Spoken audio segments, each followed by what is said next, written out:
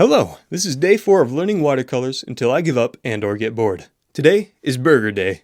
I recently ate a burger, and as it turns out, I sort of enjoy painting food, so that's what I'm doing today. Overall, I think it went well. I felt pretty intimidated starting out because a burger is a lot of colors and a lot of browns.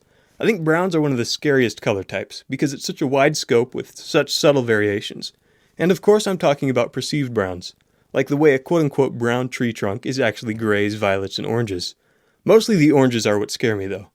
So I started out by putting down the vibe color, like the bun being a yellowish orange and the patty being a red, and then treated them from there.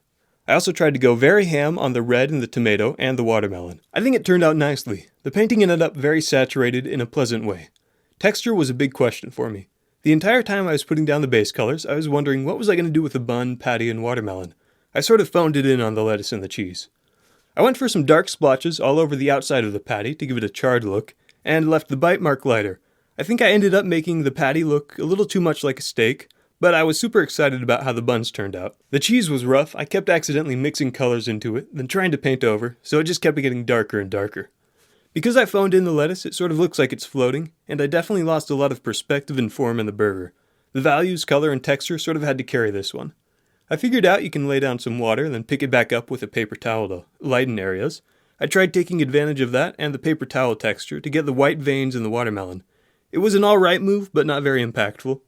Finally, I broke out a tube of white acrylic for highlights. It feels sort of like cheating because I'm starting from the idea of leaving white spaces for the watercolors, but I wasn't prepared to do that for individual sesame seeds. The seeds in the shadow were iffy, but the left side of the bun actually looked pretty cool. And then the watermelon looks nice, if not entirely like a real watermelon. I think the seeds enhanced it, but it didn't do them as well as I could have. And so, things to improve on are definitely the beginning sketch and maintaining that volume.